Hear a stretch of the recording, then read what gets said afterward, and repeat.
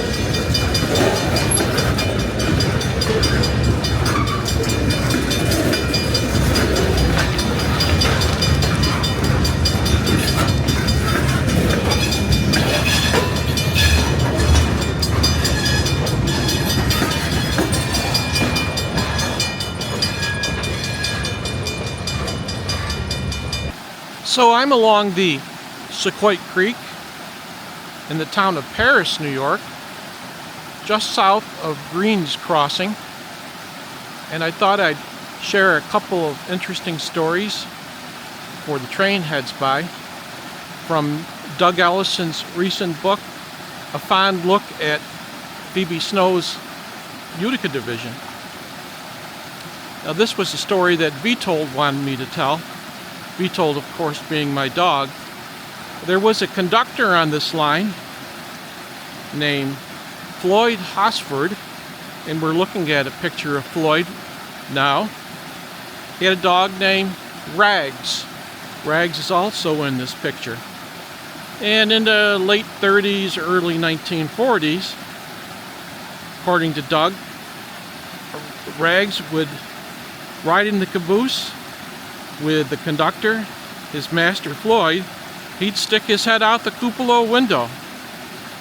While switching, Rags would be right in the ground helping Floyd, and had a habit of trying to bite the air hoses when they separated while switching cars. They would snap apart and flail around like a snake's head, and Rags would try to bite them.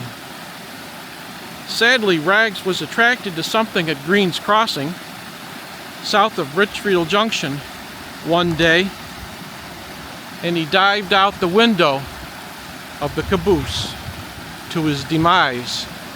So I'm mindful that Rags' ghost might be around here someplace, and I'll be on the lookout for him, and I'll let you all know if I hear or see anything. Another very interesting story in Doug's book, having to do with this stretch of the tracks, or the Sauquoit Valley at least, tells of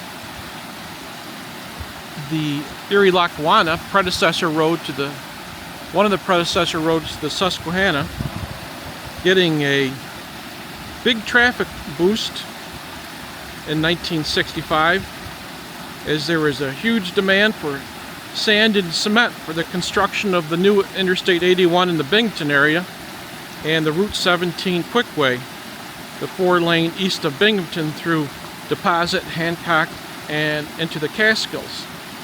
Sand came out of Boonville, New York on the Central St. Lawrence Division, and also by way of McConnellsville, north of Rona on the old RW&O.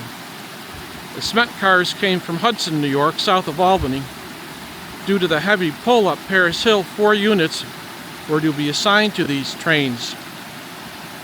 On September 30th, 1965, the heaviest train up the hill since the merger with the Erie, creating the Erie-Lackawanna,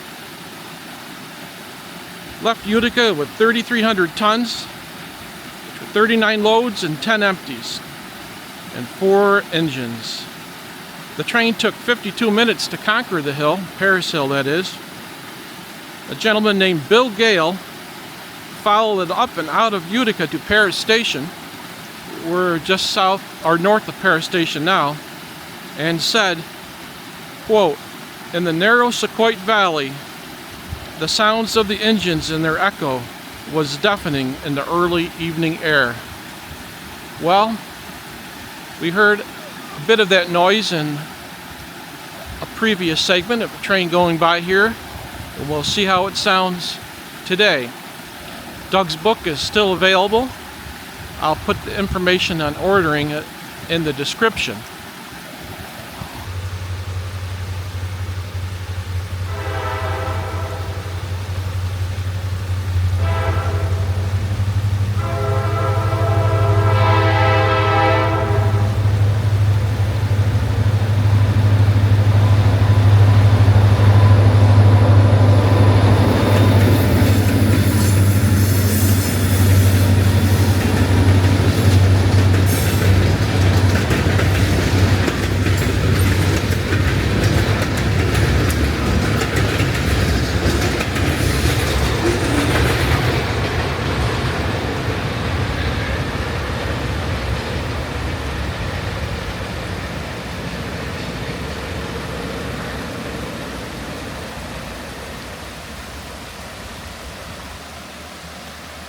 So from the town of Paris, New York, along the Sauquoit Creek, still no sighting of Rags, but if he's around even in spirit, I'm sure he heard the train passing by.